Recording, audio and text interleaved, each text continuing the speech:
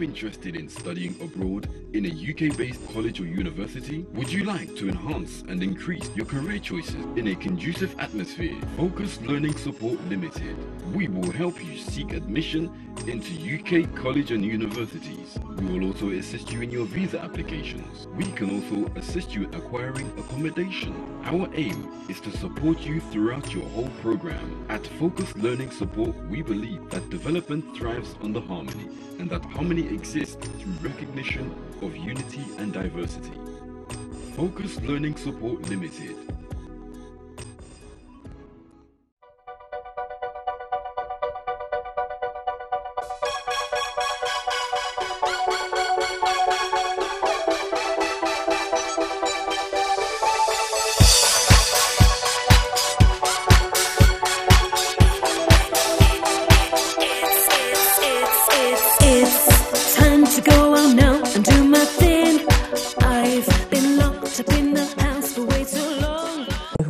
Director of Focus Learning Support, making education count for the youths.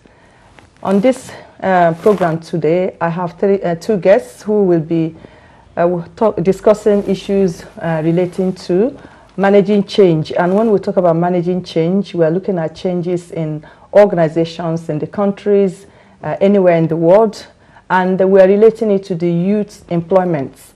In other words, we feel that if anyone has to manage change in a country, in an organization, anywhere in the world, that for us, because we are into education of the youths, and for us, employment is essential to manage the economy or manage anywhere. So youth employment is our key this evening. And I'm just going to introduce my guest speakers who are going to be talking with me. And can I introduce you, Chioma? What's your name? Hello ladies and gentlemen, my name is Queen and I'm sure you've seen me on Lizzy show quite a few times. I'm here today to talk about the youth employment situation and I really hope that you'll enjoy this show. And Shade? Oh hi, I'm Shade Babalala and I'm also a guest on the Lizzy show today and I'll also be talking about youth unemployment in Nigeria. Well done Shade and well done Chioma. Basically I'm going to introduce the topic. Topic here, as I said, is managing change. Managing change, and we're relating it to the youths. And before you manage change, we are hoping to give you some effective rules. So in other words, effective management of change. And if you're managing change in organization, there are more things to be done. There are steps to take to be successful. And one of those steps we are feeling is youth employment. And the youth employment for us as educators, as people who are interested in making education happen for the youths, youth employment is essential in the sense that we feel that the youths, when they go through education after graduating, some of them, particularly youths in Africa, Nigeria, for example, they come here, they study, they graduate, they go back home. So basically, our discussion today is to see what change needs to be done in relation to the youth's employment. Because we feel that what's the point if anyone is studying?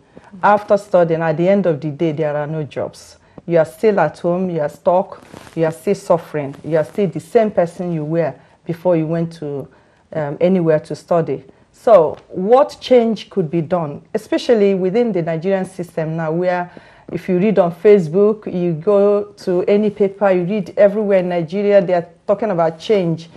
People are happy that they are going to be embracing change. So Nigerians, what actually needs to be changed in terms of youth employment? Should the youths of today or youths of yesterday still remain the same youths of today? Should the change affect the youths in terms of employment? Now, I'm going to direct the questions to my guest speakers. If I start with Shade, youth employment obviously is essential. It's something you are concerned, and I understand you've written a paper on it as well, which you're going to present in Nigeria. And also, you've been to Nigeria. You've been with me to discuss some of these issues with Nigerian students, and some of them who have just graduated, whom we spoke to. So, what do you think now with the changes that we are hearing that is going to be taking place in Nigeria with the new government? And all the good things people are expecting to come. What is your own opinion about youth employment as part of changes that needs to take place in Africa, and particularly in Nigeria? Okay. Well, there's an understanding that youth unemployment in Nigeria is actually very, very high.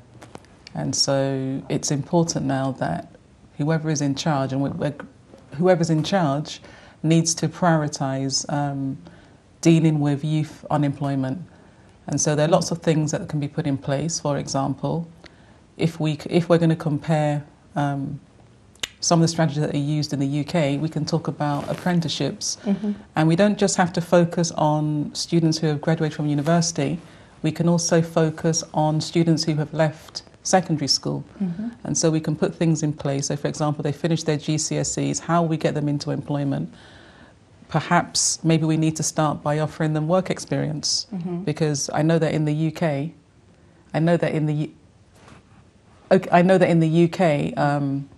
every student in secondary school has to go through 2 weeks of work experience. And when they go through that 2 weeks of work experience, they're able to, develop and build up skills that will help them in the future once they've graduated. So that is like really essential. But it doesn't just have to be secondary school. It could also be when they are in college, taking maybe a week out, going on work experience, and then developing and building up those skills. It's not that, I know that youth unemployment is very high, but it's not just because the jobs are not there. It's because the young people, the youths, do not have the skills to get the jobs. Right. When you say they don't have the skills to get the jobs, most of them, they leave Nigeria, they come to Britain, or they go to other countries of the world to acquire education. Are you saying now that they are not building skills that they can use when they go back home to be employed? Why are they studying? What are they gaining in institutions? Because I'm thinking that the skills are there, but when they go back, the jobs are not there for them. That's what do you think about the availability of the jobs? Because they have come here, they've acquired skills, they've acquired knowledge. So where is the job for the skills to be tested? So what can be done? You've hit the nail on the head again, because like you said about managing change, and maybe this government prioritising and introducing industries and places and businesses where these young people can actually get the job. Because you're right, one of the reasons why there are no jobs for our youths is simply because the industries are non-existent to some extent. Right, so creating more industries, which is what I was trying to say to you when we are coming, that creating more industries, making jobs available, investing in jobs will help the youths to acquire employment. And then when you have a country with healthy employment, and then the youths, for example, will also be engaged, isn't it? They'll be doing something positive, they'll be working. So I'm going back to throwing this question to you, Queen Chioma. You were born here, and you know what happens here. You studied here. Everything about you is here. So what do you think, comparing to Nigerian youths to the youths here? What are those availability things they make available for the youths here to have jobs after their graduation, or even, like Shadi said, after their secondary school? Okay, well, I come from a different background. I mean, I did study MA in education, so I totally recognize the value of education, and I really believe in ongoing learning. So this means, going to seminars, conferences, reading books, not just relying on your education in terms of universities and everything like that. However, what I would say is that I really also believe that young people have to also create opportunities for themselves. And I know that Nigeria is just full of so much richness, in terms of there's a lot of land, there's a lot of resources. But I think the main development needs to happen in terms of technology. I feel like when technology is lifted to a higher level and higher standard, then this will automatically open more doors for jobs, for job prospects, career opportunities. And also, I also think that young people need to think about entrepreneurship, creating their own careers and jobs. Even if it's part-time. I know a lot of young people are full of talents and creativity, ideas, and a lot of the people that have really made it in their careers today have actually developed their own career aspirations, they've developed their talents, their skills, they've worked effectively, and also looked for other jobs, in other countries, and partnered with other organizations, and not just limited themselves to Nigeria. I'm not saying that they shouldn't want to work in Nigeria, because of course there's a pride there, but it's also about thinking ahead and trying to develop your skills in other countries to maybe come back and bring more skills to Nigeria and more. Okay, you've hit another point of the youth to being able to help themselves, creating jobs for themselves, and also when you say creating jobs for themselves, are you thinking of businesses for themselves?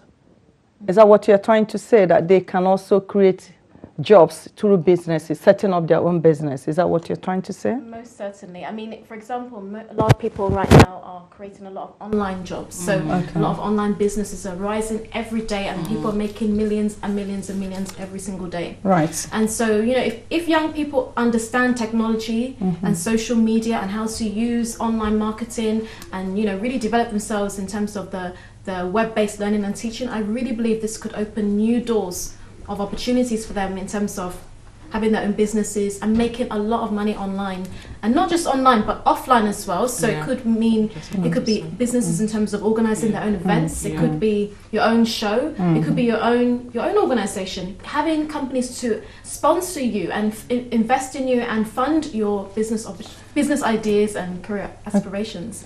Thank you, Queen Chioma. I'm sure Queen Chioma has actually pointed a few things here that is interesting. She's saying that the youths, in Nigeria can also create jobs for themselves, and they can go out, they can network, and she mentioned technology. Do you think in Nigeria we have that sort of technology to actually help the youths to create jobs or engage on jobs online, considering the problems we face with lights? And do you think they have same opportunity as you may have here in terms of creating jobs? I think Chioma's point was spot on. But yeah, maybe they don't have all the facilities. However, that's not an excuse, because there are still things like internet cafes. People still use social media. People still use the internet. People still find a way, because we do have generator system that kind of works slightly well. But yeah, although that might still be a barrier, but you can still have businesses which are non-technological, as Chioma mentioned. And because Nigeria has a population of, what's the population in Nigeria? Is about 60 million. I am not. Yes, it's over over 160 million, something like that. So we have there's huge potential as a service. So industry. why are we complaining then that they don't have jobs? Is it because the youths themselves are not, creating the jobs? They are not really actively engaged in looking for the jobs, or is it because the system is failing them in terms of the facilities for them to actually be engaged in jobs? Chioma. I think, to be honest with you, I'm going to say something that maybe people might not want to hear, but I think that there's too much emphasis on education. And that sounds crazy with Where, in Nigeria?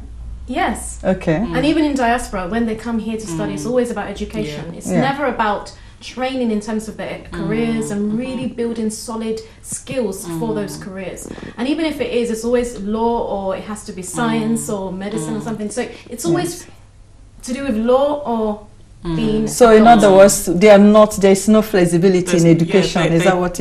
People don't focus on their creativity, on the creative side of the skills. And you're right that people always focus on education.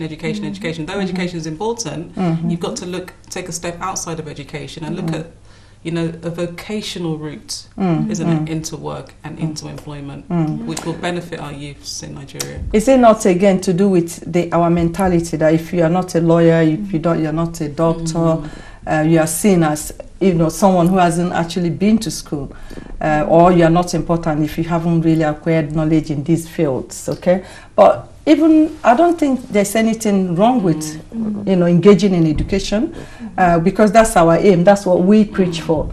I don't think there's anything wrong with it. What I feel is being educated and then utilizing the skills you have to actually better whatever you can, better the economy.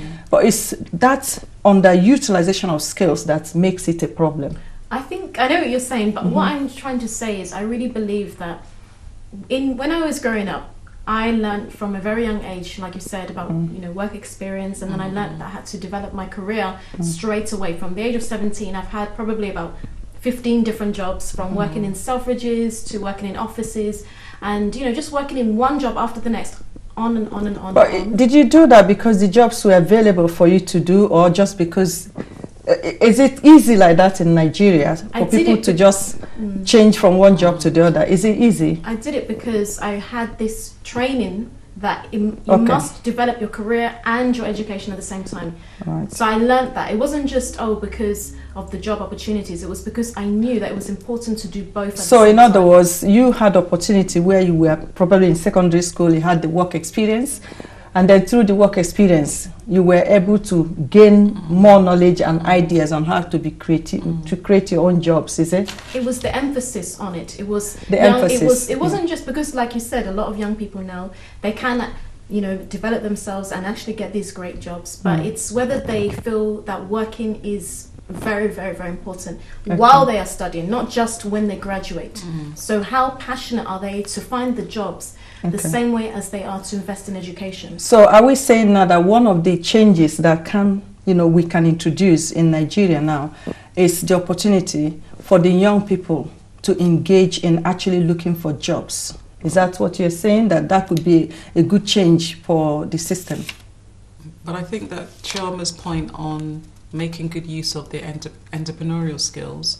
And so could it be one of the changes then that you will be, you'll be recommending? Most definitely. Yeah. It's looking, it's about looking within and finding out, looking within at the skills that you have and trying to make use of those skills to improve your well-being and being resilient. Because it's not that we understand that it's a difficult economy, but because you have over 160 million people, the people in Nigeria, they need a service. There has to be something that you can provide. So who provides it? Who would be doing all this? Who would be the agent to actually influence the young people to engage in this, what you're recommending? Who will be the change agent? Who will be the person? I'm not sure if we have recruitment companies in Nigeria. We do. I can give you an example of a change agent. All right. And that would be within the schools. Okay, the schools. The schools have got to preach. The schools have to change their curriculum to be able to improve the employability skills of their young people. So in other words, they should introduce employability skills in the curriculum. Definitely. To be able to actually sell out the knowledge and the skills required to be out there. Okay. And also there was a module that we had, like I think it may be known as maybe civilization in Nigeria, but there was something called PSC that we learned and it was more to do with the social skills. Okay. It may not be PSC in Nigeria, but if they have something that teaches them, like maybe some more vocational courses that are free, that they can go to during their study time. So it could be during the break you can go along and learn how to find your career, recruitment opportunities, learn to explore them. Just something that's a bit more vocational. Yeah. There's something I'm going to ask you to. I'm just thinking of here in this system where sometimes you're a graduate, you finish, especially if you're a foreigner, you come here, you finish your studies, and then you don't have jobs, you're really desperate. Even when you're studying as well, sometimes, you're engaging in part-time work. And these students or graduates, because they're desperate for money to survive, they actually, swallow the pride, to go out there and get any job. They can do cleaning jobs, they can do catering, in other words, they just go out there and get what is available to make more money, little money to support their education. In Nigeria, do you think people actually do that? Have you, like graduates, can they be encouraged while they are studying to look for part-time job, whatever it is, as long as it will help them to get, little income to support themselves, and then also the idea is while you're doing that, you're actually gaining skill. You're gaining some skills, in addition to your academic studies. In Nigeria, why is it that people don't do that? It's all about, as you said, studying. While you're studying, you're not working, all right? You depend on parents or you depend on government. So do you think that could be part of the change, creating, for example, part-time work for young graduates? Do you think that will help? And again, as soon as they finish, let that job again become sometimes permanent. They should take the pride to do that job while they are looking for the correct job. Everybody needs to start at the bottom, you know. If you haven't made it to the top yet, you need to start at the bottom and build your foundation, and then you can climb up that ladder of success and go from strength to strength. And that's what I had to do, even though I always, all my life, I dreamed of being an entrepreneur. When I got to a certain age, I said to God, please let me work for myself. And then I got to that point where I had done so much in my career, and it was time for me to step into entrepreneurship. And basically, I really believe that it was because I was doing those small things all along, and my career began to develop. I got bigger jobs, bigger opportunities, more money. But eventually, I couldn't rely only on jobs because a lot of redundancy occurs in the UK. And I'm sure in Nigeria, there's also those setbacks there as well. So you have to really think outside of the box and be willing to do something different. Right. So, Anshade, what do you have to offer? What are those... Any step apart from, you know, like people going out there to look for something for themselves, being entrepreneurs, is there other, or are there other steps, do you think? There are other steps. For example, find yourself a very good mentor. Right, mentoring, yeah, it's another way of, okay.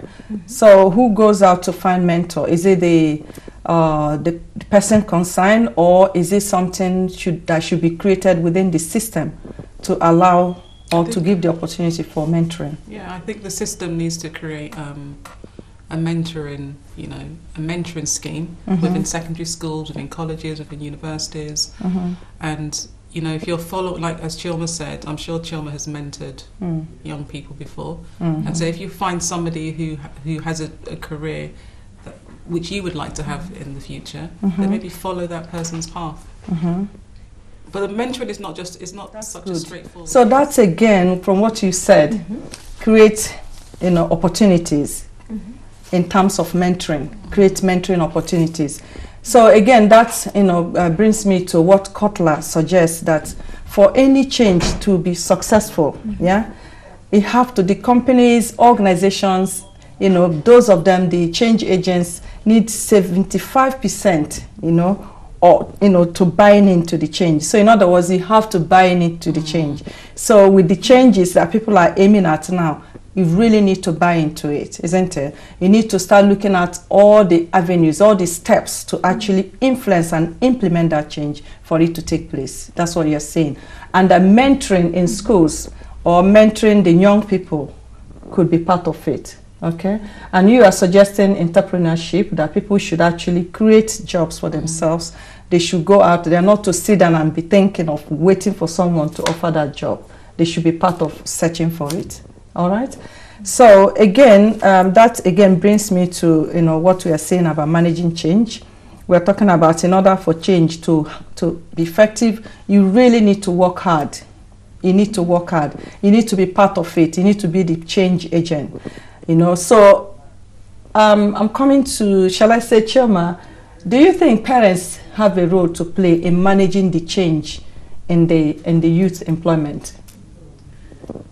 I do think so to some degree. I mean, when I used to do sociology, I learned a lot about the environment and how important it is for young people to have a very healthy environment. So even just giving them that confidence, encouraging their young people, giving them that support, and not making them feel as if they have to do law or to become a doctor. I'm not saying that that's not good, but that is not the purpose for every single child out there.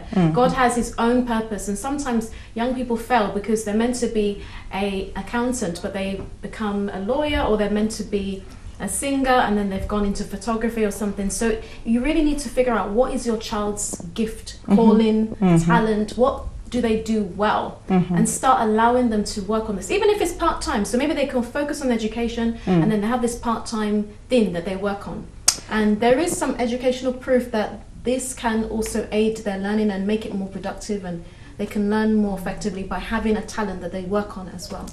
Okay, so basically you're saying that the role of parents should be essential. Parents should allow their children to be involved and engaged in what matters to them, the courses they want to do. If they want to go on a particular route in education, they should allow them. They shouldn't be forced to do what they don't want to do. Thank you very much. Anyway, I think we should be heading to having a few minutes break. We're coming. This is Lizzy show on Ben TV, 6 to 7 p.m. every Tuesday. Please watch us, as I've always said. And we have Arrest TV in Nigeria, Port Harcourt, and it's 5:30 to 6 p.m. Please watch us, and we're coming back. Keep tuned and wait for us. We're coming. Thank you. Bye. Are you interested in studying abroad in a UK-based college or university? Would you like to enhance and increase your career choices in a conducive atmosphere? Focus Learning Support Limited. We will help you seek admission into UK college and universities. We will also assist you in your visa applications. We can also assist you in acquiring accommodation. Our aim is to support you throughout your whole program. At Focus Learning Support, we believe that development thrives under harmony, and that harmony exists through recognition of unity and diversity. Focus Learning Support Limited.